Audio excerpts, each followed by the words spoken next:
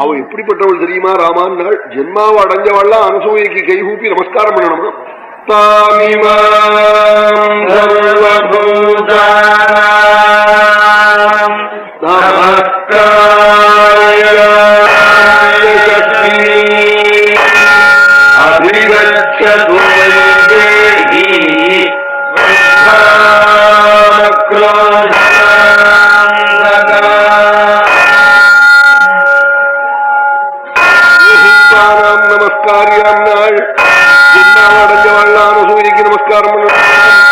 அப்படிப்பட்ட உத்தமி சீதையை போய் நமஸ்காரம் பண்ண சொல்லு ராமான்னாளாம்.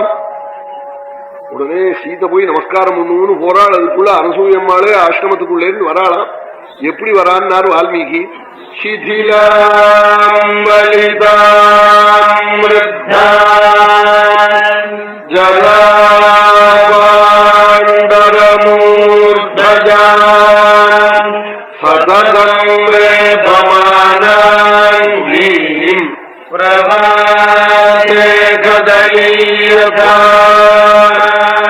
ரொம்ப வயசானவள் 47 சதுர்யுகமா இருக்காள் அனசூயும் அத்திரியுங்கிறாள் புராணாந்தரத்துல. பெரிய குங்குமம் உடம்பெல்லாம் ஆடுறது, தலையெல்லாம் நிறைச்சிருக்கு, கையெல்லாம் ஆடுறது, தலையெல்லாம் ஆடுறது, உடம்புல மடிப்பிச்சு அதை விழுந்திருக்கான்.